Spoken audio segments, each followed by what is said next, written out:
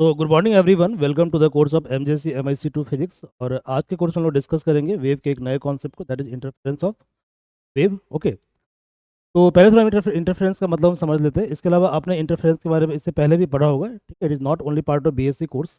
Even जो आपने class 11th में जब पढ़ा होगा, यंग्स डबल स्लिट एक्सपेरिमेंट के बारे में पढ़ा होगा आपने, ठीक है। तो वहाँ भी आपने पढ़ा होगा इंटरफेरेंस फेनोमेना के बारे में। इवन आपने क्लास 11th के फिजिक्स में पढ़ा होगा इंटरफेरेंस फेनोमेना के बारे में। इंटरफेरेंस होता है किसको थोड़ा समझने की कोशिश करते हैं। What is interference? इंटरफेरेंस क्या होता है? ओके, इंटरफेरेंस क्या होता है, व्हाट इज इंटरफेरेंस? तो मान लीजिए कि आपके पास दो अलग अलग वेव है, ठीक है। मान लीजिए कि there are two wave particles, ठीक है। तो पहला वेव आपका है, पहला जो वेव है वो y1 है। पहले वाले वेव को मान लीजिए y1। पहला क्या है? y1 है, ठीक है। y1 है। ऐसे ही एक और दूसरा आपका वेव है, ठीक है। और ये कितना है आपका? ये आपका y2 है, y2 है। y1 एंड y2 ये दो अलग अलग वेव जनरेट किया गया, ठीक है, दो अलग अलग सोर्सों से, ठीक है। तो हमने क्या किया, दो डिफरेंट सोर्स से दो अलग अलग वेव को जनरेट किया। First wave was y1, second wave was y2। ये क्लियर है? y1 और y2 ये दो अलग अलग वेव हमने क्रिएट की, ठीक है। आ रहा है समझ में? अब दोनों क्या करता है, जब दोनों एक साइमल्टेनियसली एक कॉमन पॉइंट से पास करता है, okay, so both wave passes through this common point simultaneously, ठीक है। मतलब एक एक करके दोनों वेव क्या करता है, इस पॉइंट से पास करता है, ठीक है। इसके बाद जो दोनों वेव इफेक्ट क्रिएट करता है, इस इफेक्ट को हम बोलते हैं इंटरफेरेंस। क्या बोलते हैं इसको हम? इंटरफेरेंस। तो जो इंटरफेयरिंग वेव होगा वो क्या होगा? वो आपका कंपोनेंट वेव से अलग होगा। ये दोनों क्या है? कंपोनेंट है। और इन दोनों कंपोनेंट के सुपरपोज होने के कारण जो इफेक्ट क्रिएट हो रहा है उसको क्या बोलते हैं? उसको बोलते हैं इंटरफेरेंस। आ रहा समझ में? तो यहाँ पर जो थर्ड वेव आपको दिख रहा है, दैट इज इंटरफेयरिंग वेव। ये क्या है आपका? ये है इंटरफेरेंस। ये है आपका इंटरफेरेंस। Interference, okay. और ये जो वेव आपको दिख रहा है ये कंपोनेंट वेव है। ये पहला कंपोनेंट है और ये सेकंड कंपोनेंट है। इन दोनों के सुपरपोज करने के कारण एक इफेक्ट क्रिएट हुआ, that is called superpose, sorry, that is called interference of wave. Clear है? तो हमने क्या किया, मान लीजिए दोनों वेव को अलग अलग हम इक्वेशन दे देते हैं। तो हमने मान लिया कि जो पहला जो वेव है, ठीक है, हम लोग पढ़ रहे हैं इंटरफेरेंस, और डेरिवेशन काफ़ी इंपॉर्टेंट है। तो हम लोग पढ़ रहे हैं इंटरफेरेंस ऑफ वेव के बारे में। Interference of, okay. तो हमने मान लिया कि let there are two equations, let y1 equal to a1 sine ax minus omega.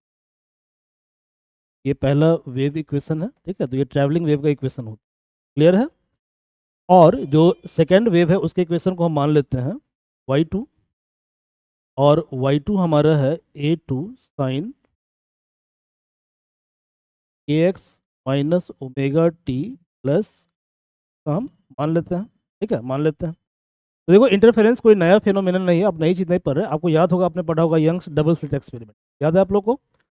तो यंग्स डबल स्लिट एक्सपेरिमेंट वाले एक्सपेरिमेंट में हम लोग क्या करते हैं, वहाँ पे सिंपली हम क्या करते हैं कि जैसे हम एक स्पेक्ट्रम लेते हैं। मान लो ये स्पेक्ट्रम है, स्पेक्ट्रम मतलब पर्दा हो गया, ठीक है। ये स्पेक्ट्रम हो गया, क्लियर है? स्पेक्ट्रम के सामने हम क्या करते हैं, स्पेक्ट्रम के सामने में जो है, ठीक है, हम दो स्लिट बनाते हैं। यहाँ पे दो स्लिट है। स्लिट मतलब होल होता है, ठीक है, होल होता है, दो होल है, अलग अलग होल है। तो पहला जो स्लिट है वो आपका S1 है। पहला स्लिट क्या है? S1 है। सेकंड स्लिट क्या है आपका? S2 है। ओके। इन दोनों स्लिट से हम अलग अलग करंट को पास कर, सॉरी, अलग अलग वेव को पास करते हैं। और ये वेव कौन सा वेव है? ये लाइट वेव है, ठीक है। और कैसा लाइट है? मोनोक्रोमैटिक लाइट वेव है। कैसा वेव है? Monochromatic light wave. तो यहाँ से हमने क्या किया, एक वेव को पास किया, ठीक है। मान लीजिए ये वेव कुछ है, y1 है। ये दूसरा वेव है y2, y2, ठीक है, y2, y1 और y2, ओके, y2। और ये दोनों क्या है? मोनोक्रोमैटिक वेव है। What is monochromatic wave? Monochromatic wave का मतलब होता है सिंगल वेवलेंथ सिंगल फ्रीक्वेंसी। तो व्हाट इज मोनोक्रोमैटिक वेव? और हम जान लेते हैं इसके बारे में, मोनोक्रोमैटिक वेव के बारे में। मोनोक्रोमैटिक,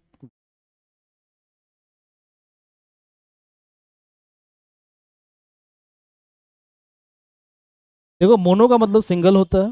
मोनो का मतलब क्या होता है? सिंगल।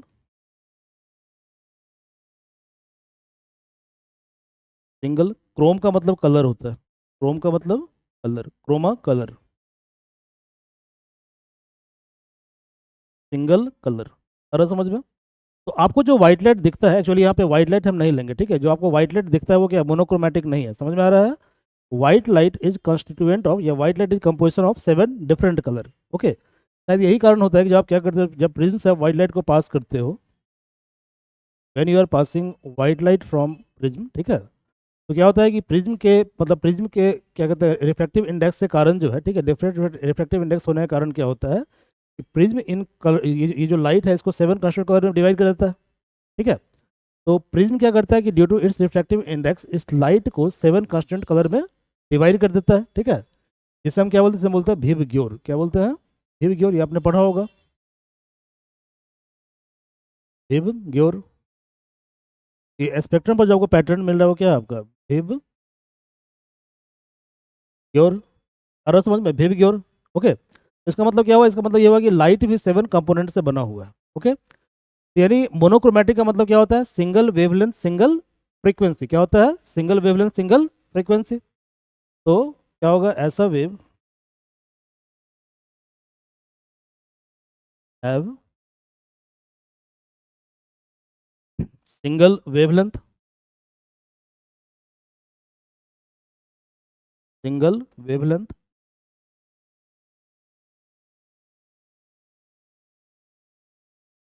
सिंगल फ्रीक्वेंसी, ठीक है, single wavelength and single frequency. इसे क्या बोलते हैं? इसे हम बोलते हैं कौन सा वेव? इसको बोलते हैं मोनोक्रोमेटिक वेव। तो no one wave in nature is monochromatic in nature. Clear है? मतलब नेचर में कोई भी वेव मोनोक्रोमेटिक नहीं होता, ठीक है। इवन जो 7 कलर है, ठीक है, तो जब आप हायर स्टडी करोगे, जब आप पढ़ोगे मोलिकुलर फिजिक्स वगैरह पढ़ोगे हायर क्लास में, ठीक है, बीएससी पार्ट 3 में, ओके, तो वहाँ पे क्या होता है, बाद में ये भी स्प्लिट हो जाता है, ये भी आपका ब्रेक हो जाता है।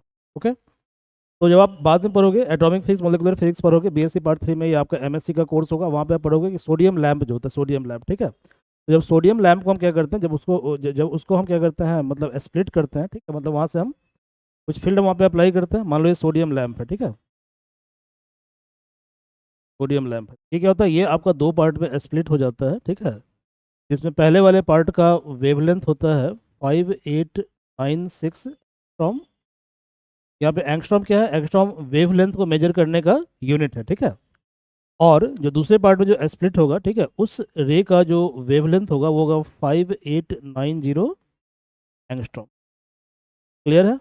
तो चूंकि इन दोनों के बीच का जो वेव, इन दोनों के बीच का जो क्या कहते हैं, मतलब वेव का डिफरेंस है, मतलब डेल्टा लैम्डा जो है, ठीक है, delta lambda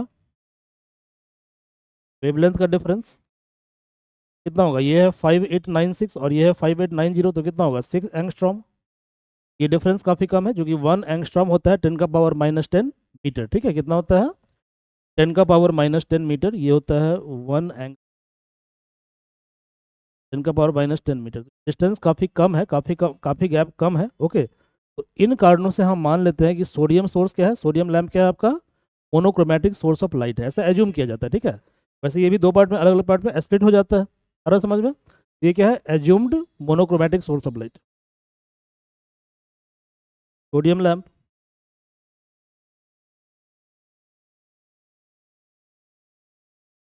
assumed monochromatic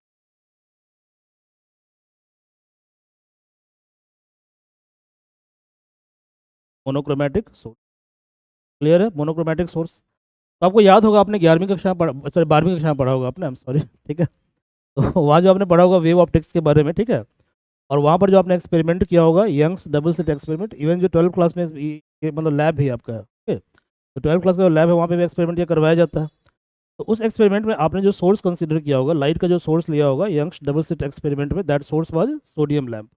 clear है? वो सोर्स क्या था? सोडियम लैम्प था। तो देखो सोडियम लैम्प से हमने क्या किया, 2 अलग अलग मोनोक्रोमेटिक वेव को पास किया, ठीक है। जब दोनों को हमने पास किया तो क्या होगा, इस पॉइंट पी पर एक पैटर्न यहाँ पे क्रिएट होगा, और इस पैटर्न को हम क्या बोलेंगे? इंटरफेरेंस पैटर्न बोलेंगे। आ रहा समझ में? देखो ये भी वेव के इंटरफेरेंस का एग्जांपल है। Okay, Young's double slit experiment,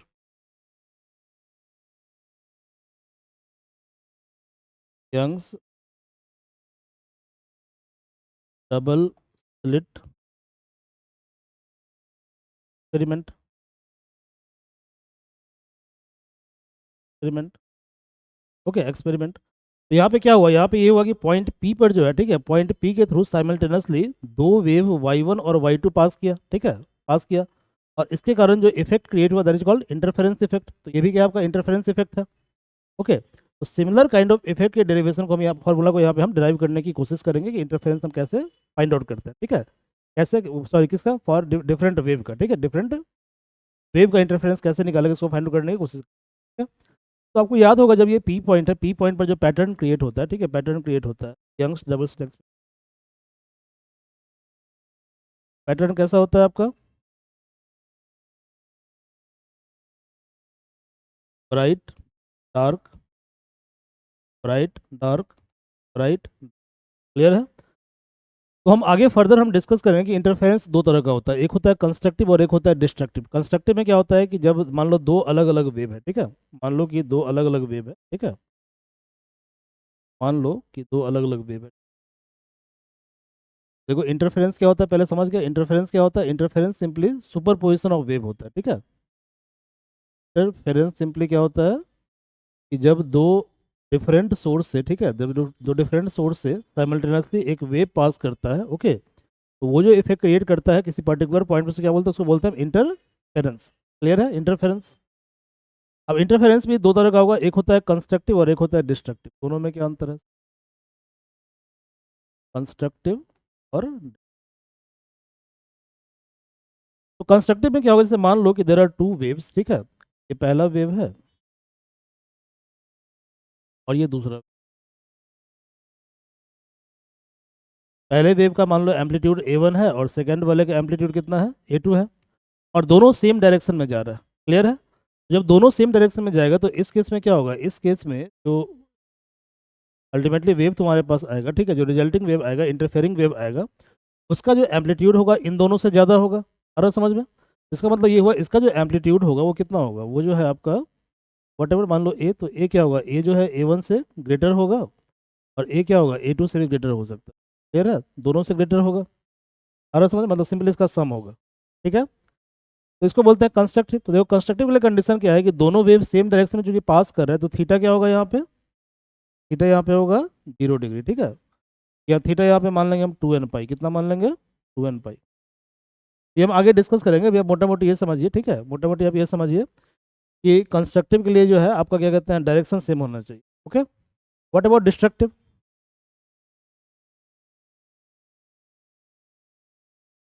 what about destructive interference. तो मान लीजिए कि एक वेव जो है वो राइट में जा रहा है, ठीक है, एक वेव राइट में जा रहा है, दूसरा लेफ्ट में आ रहा है। मतलब एक लेफ्ट टू राइट और एक राइट टू लेफ्ट आ रहा है, ठीक है। तो पहला वाला वेव जा रहा है लेफ्ट टू राइट, ठीक है, अगला क्या, राइट टू लेफ्ट आ रहा है, ठीक है, राइट टू लेफ्ट। जब दोनों आपस में सुपरपोज करेंगे तो क्या होगा, रिजल्टिंग वेव का जो एम्पलीट्यूड होगा, ठीक, क्या होगा, कम हो जाए, कम होगा। देखो यहाँ पे एक वेव जा रहा है तुम्हारा राइट की तरफ, ठीक है, एक आ रहा है लेफ्ट की तरफ, इनके बीच का एंगल क्या होगा बताओ, आई, ठीक है, 180 डिग्री। तो कंस्ट्रक्टिव का कंडीशन ये होता है कि दोनों वेव क्या होता है, एंटी पैरेलल होता है। तो इसका मतलब कंडीशन होता है 2n+1। ये दो कंडीशन आपको याद रखना है, आगे हम वेव को डिराइव करते हैं, फिर इसको हम समझते हैं जरा इंटरफेरेंस कैसे होता है, ठीक है, क्या उसका फॉर्मूला हो। तो हमने दो वेव लिया, पहला वेव क्या है, y1 बराबर a1 साइन के x minus omega T, second wave है a2 साइन के x minus omega T plus delta. Okay, तो आप जानते हो फ्रॉम सुपरपोजिशन प्रिंसिपल, ठीक है, from superposition principle of wave, from superposition principle, पढ़ा होगा आप लोगों ने, नहीं पढ़ा तभी कोई दिक्कत नहीं है। Superposition principle, superposition principle simply ये होता है कि जैसे मान लो दो अलग अलग वेव है और दोनों अलग अलग वेव एक ही पॉइंट से पास कर रहे हैं, ठीक है। तो इस केस में जो नया वेव होगा उसका जो रिजल्टेंट होगा वो इंडिविजुअल वेव का क्या होगा, सम होगा। आ रहा समझ में। तो देखो यहाँ पे इंटरफेयरिंग वेव में क्या है कि y1 और y2 इंडिविजुअल वेव है, क्लियर है, और ये दोनों वेव में मतलब ये दोनों वेव में क्या कर रहा है, एक नया वेव क्रिएट कर रहा है, that is called interfering wave, ठीक है, इंटरफेयरिंग वेव। तो if y is interfering wave तो आप लिख सकते हो y बराबर y1+y2, ठीक है, y बराबर y1+y2, मतलब कि interfering wave is sum of, ठीक है, इंडिविजुअल वेव्स। y1 कितना है बताओ, your y1 is a1 sine के x minus omega, what is y2, a two sine के x minus omega T plus. Clear है भाई? देखो पहले वाले को छोड़ दो ऐसे ही, ठीक है। पहला वाला क्या है, फर्स्ट टर्म है ए वन साइन के x minus omega t. Clear है भाई? Omega t. What is sine a plus b, बताओ what is sine a plus B?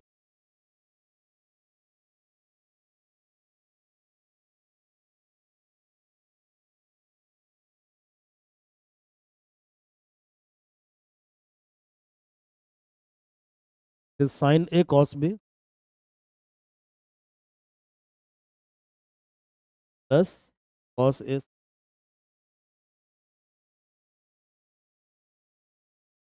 तो मान लो कि एक्स माइनस ओमेगा टी को हम मान ले ए और डेल्टा को हम मान ले बी। डेल्टा को बी मान लो, ठीक है, डेल्टा को हम बी मान लो। क्या होगा बताओ ये होगा ए टू, ठीक है, sine A cos B.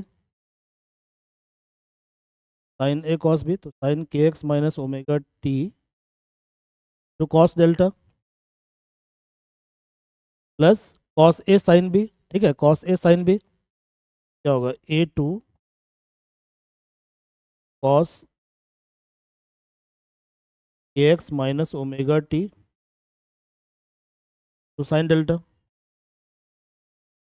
It clear और नॉट? यहाँ तक कोई दिक्कत है? No problem. अब देखो यहाँ इसके बाद जो थोड़ी चालाकी करनी है आपको, ठीक है, इसके बाद थोड़ी क्या करनी है, होशियारी दिखानी है। क्या होशियारी दिखानी है, देखो जरा समझो यहाँ चीज़ों को। देखो तुम्हारे पास जो वेव है, ठीक है, वेव है वाई वन, वो क्या है, ए वन साइन के एक्स माइनस ओमेगा टी, और वाई टू कितना है, ए टू साइन के x minus omega T plus delta. इसका मतलब ये हुआ कि तुम्हें क्या करना है कि इस टर्म को इस तरह से अरेंज करना है, ठीक है, ताकि जो तुम्हारे पास रिजल्टिंग वेव आए, ठीक है, that must be in the form of sine. Clear है? That must in the form of sine. Okay, तो कैसे करोगे, देखो यहाँ, तो एक काम करते हैं, साइन के एक्स माइनस ओमेगा टी जो है यहाँ पे दिया हुआ है, और यहाँ भी साइन के एक्स माइनस, तो साइन के एक्स माइनस ओमेगा टी वाले को एक ब्रैकेट में रखते हैं और कॉस के एक्स माइनस ओमेगा टी वाले को अदर ब्रैकेट में रखते हैं।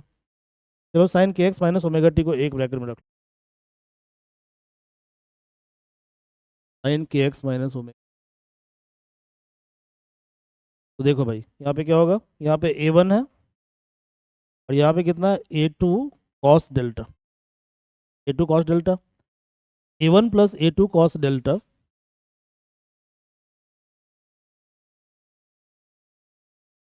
Cos delta into sine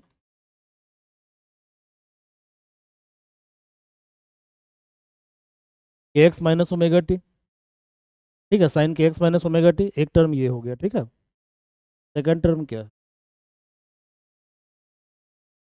cos के एक्स माइनस ओमेगा टी, तो एक साथ रखिए, a two sine delta common, a two sine delta cos के एक्स माइनस। क्लियर है? अब क्या करना है आपको कि आपका जो रिजल्टिंग वेव है, रिजल्टिंग वेव, ठीक है, that must be in terms of sine function. Clear है? वो आपको साइन फंक्शन होना चाहिए, क्योंकि आपका जो कंपोनेंट वेव है वो भी साइन के फॉर्म में है।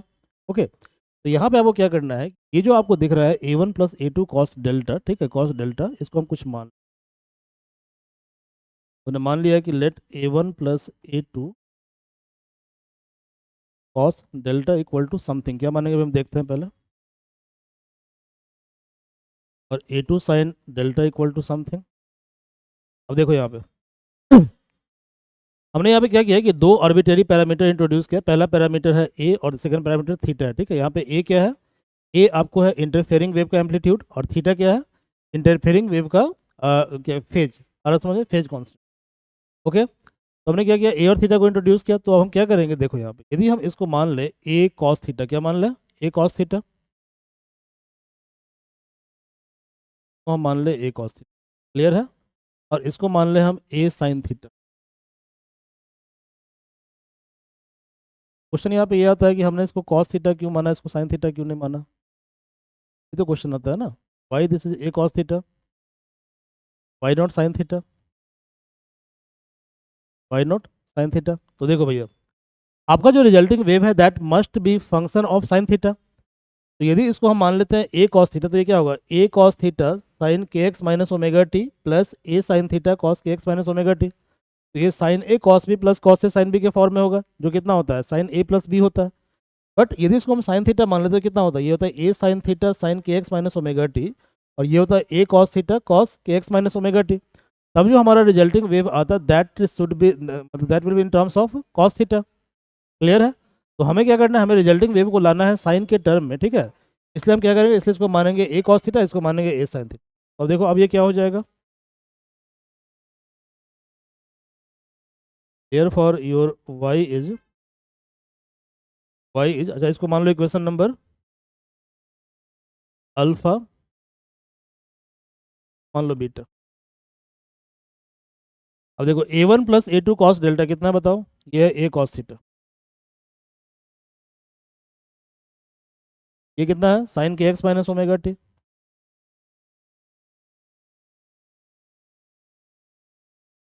प्लस ये कितना है a sine theta,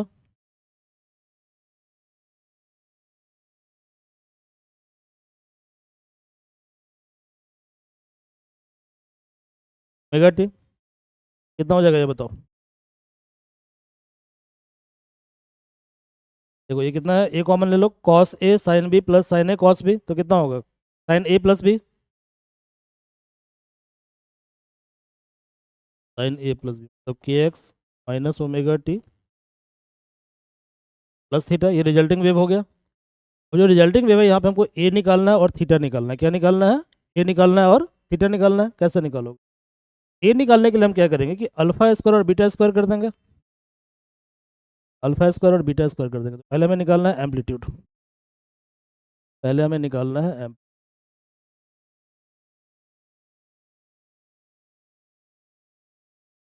amplitude, we have to find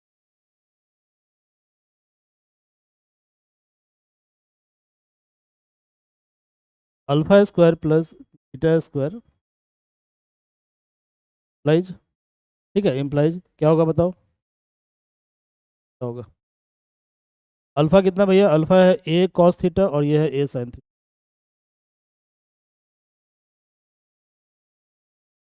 A square cos square theta plus a square sine square theta बराबर है ए कॉस थीटा कितना है, A1 plus A2 cos delta.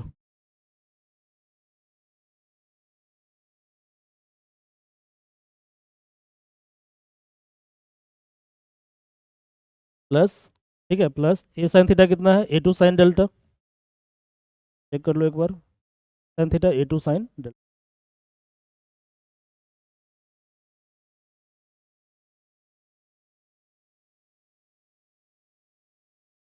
कितना हो जाएगा बताओ। तो cos square theta plus sine square theta 1 होता है, ठीक है। ए स्क्वायर बराबर हो गया प्लस बी का होल स्क्वायर कितना होगा, A1 square A2 square cos square delta plus A1 A2 cos plus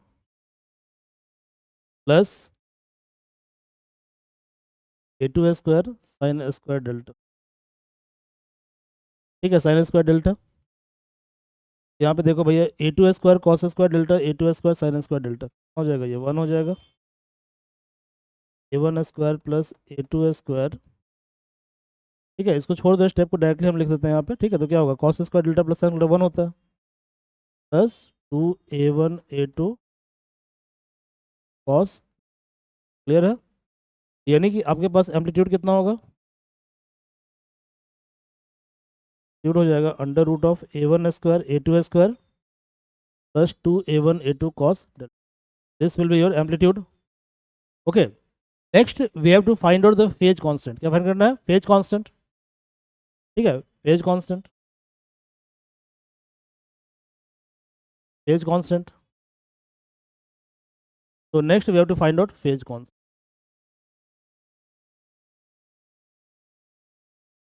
phase कितना है फेज कांस्टेंट, थीटा, ठीक है theta is your phase constant. Clear है, फेज कांस्टेंट कैसे निकलेगा फेज कांस्टेंट बताइए, देखिए क्या कीजिएगा, बीटा बाई अल्फा कर दीजिए, beta by alpha, beta by alpha,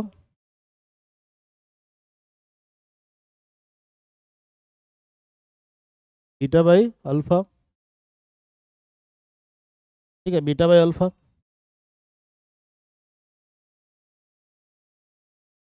तो बीटा बाई अल्फा क्या होगा, a sine theta by a cos theta, मतलब tan theta, tan theta equal to क्या हो जाएगा,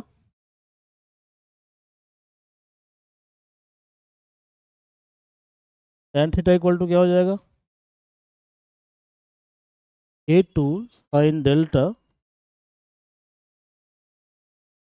by a one plus a two cos delta. Clear है, cos delta, ठीक है। तो a two sine delta by a one plus a two cos, ठीक है, डेल्टा। तो देखो दोनों आ गया ना, तो यानी कि फाइनली आपके पास रिजल्ट ये आया, ठीक है, फाइनली रिजल्ट ये आया कि जो इंटरफेरेंस वेव होगा वाई की वैल्यू कितनी होगी, उसकी वैल्यू होगी a sine a x minus omega T plus theta, ठीक है। थीटा ये निकाले थे ना, देखो तो यहाँ पे चेक कर लो क्या है, इंटरफेरिंग वेव कितना है आपका, ए साइन के x minus omega T plus theta, ठीक है। यहाँ पर जो ए की वैल्यू है और थीटा की वैल्यू है वो हम ऐसे फाइंड आउट करेंगे, ठीक है, जहाँ पर ए कितना है, ठीक है, वेयर ए हमने कितना निकाला, ए हमने निकाला under root of A one square A two square a one A two cos, ये है ना, a one A two cos delta, cos delta, और टेन थीटा कितना है तुम्हारा,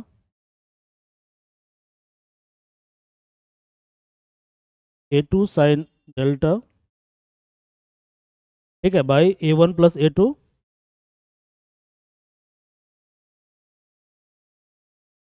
कॉस। क्लियर है भाई।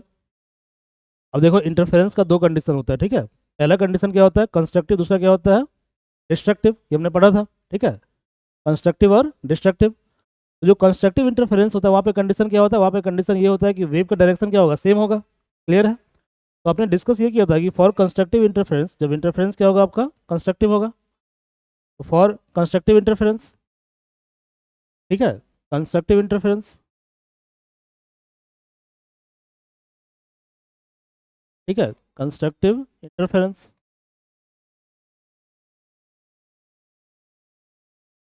इंटरफेरेंस। तो कंस्ट्रक्टिव इंटरफेरेंस के लिए जो डेल्टा की वैल्यू है कितनी होती है, डेल्टा की वैल्यू 2n पाई होती है, your delta is 2n pi, delta is 2n pi. Okay, now tell me what is the value of cos 2n pi, cos 2n pi का वैल्यू कितना होगा बताइए। तो आप जानते हो कि cos 2n पाई की जो वैल्यू है वो कितनी होती है 1, कितनी होती है 1। बताओ यहाँ पे एम्पलीट्यूड क्या होगा, एम्पलीट्यूड हो जाएगा under root of A one square A two square two A one A two, और cos delta cos 2n pi कितना है, मतलब cos delta cos 2n pi, cos 2n pi कितना है 1, 1 कितना हो जाएगा ये हो जाएगा ए वन प्लस ए का होल स्क्वायर, होल स्क्वायर कितना होगा ये बताओ, जाएगा a one plus a two, A one plus a two. तो ये एम्पलीट्यूड का वैल्यू कितना होगा, मैक्सिमम, ए मैक्स, ठीक है, ये कितना होगा ए मैक्स होगा। तो आपको याद होगा अभी जो हमने पढ़ा था डबल स्लिट एक्सपेरिमेंट जो पढ़ा था यंग्स का, ठीक है, Young's double slit experiment discuss किया।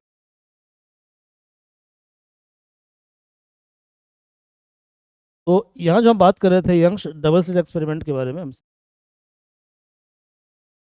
ओके, तो यहाँ पर एक पैटर्न देखा था, पैटर्न क्या देखा था, bright dark bright dark bright dark. Clear है। तो ब्राइट पैटर्न तब आएगा जब जब जब इंटरफेरेंस क्या होगा, कंस्ट्रक्टिव होगा, ठीक है, क्या होगा जब कंस्ट्रक्टिव होगा। तो ब्राइट ब्राइट ब्राइट कब है, जब इंटरफेरेंस कंस्ट्रक्टिव है, ठीक है। तो कंस्ट्रक्टिव में क्या होता है, कंस्ट्रक्टिव में आपको ब्राइट पैटर्न आता है in Young's double slit experiment, clear है। डार्क कब आएगा,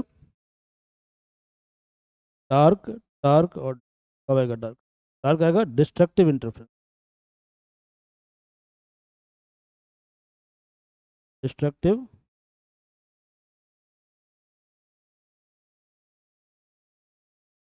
इंटरफेरेंस, ठीक है। तो डिस्ट्रक्टिव इंटरफेरेंस में डार्क पैटर्न आता है, ठीक है, और कंस्ट्रक्टिव में क्या आता है, ब्राइट पैटर्न आता है। Now we have to see what are the conditions for destructive interference, ठीक है। डिस्ट्रक्टिव के लिए क्या कंडीशन होगा, ठीक है, डिस्ट्रक्टिव के लिए क्या कंडीशन होगा,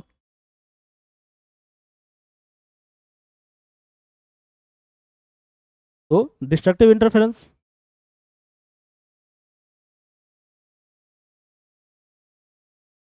डिस्ट्रक्टिव इंटरफेरेंस,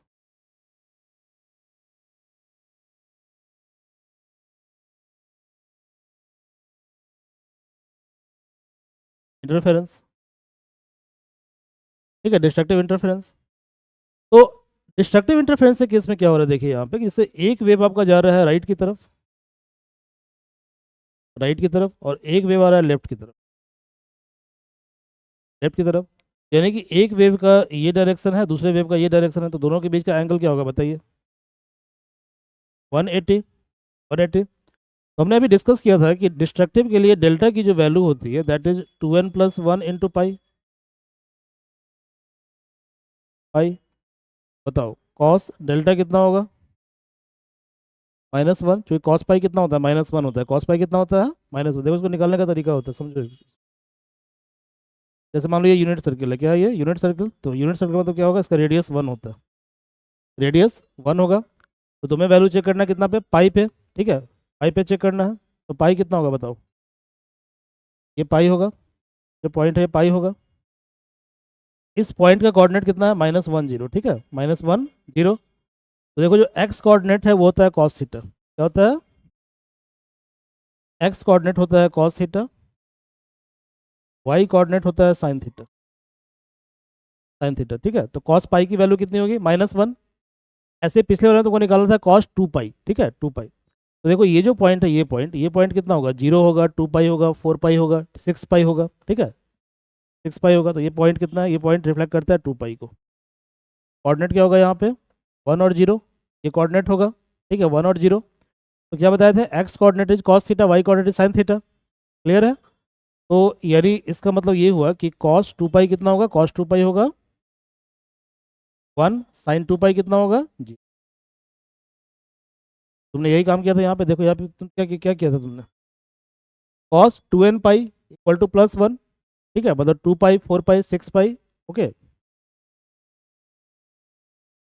यहाँ देखो तो बताओ ए कितना होगा, ए आपका हो जाएगा √of a1 square a2 square plus a1 a2 cos delta कितना है, -1, कॉस डेल्टा है -1, क्या हो जाएगा ये होगा a1 square a2 square minus a1 a2, ये हो जाएगा a1 - a2 का होल स्क्वायर, मतलब a1 - a2, ये कितना हो जाएगा ए मिनिमम, ये क्या होगा, ठीक है। It is condition of destructive interference, कौन सा इंटरफेरेंस, डिस्ट्रक्टिव इंटरफेरेंस, ठीक है। तो डिस्ट्रक्टिव इंटरफेरेंस में तुमको पैटर्न कैसा मिलेगा, डार्क मिलेगा, ठीक है। कंस्ट्रक्टिव में क्या मिलेगा पैटर्न, वाइट मिलेगा, ठीक है, ओके। तो आज हम क्लास को यहीं पे वाइंड अप करते हैं, okay. And if you want to join full course you may join the course via Thakur classes app. तो in Thakur classes app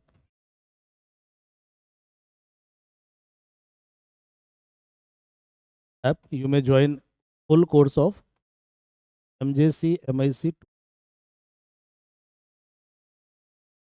okay. So thank you everyone.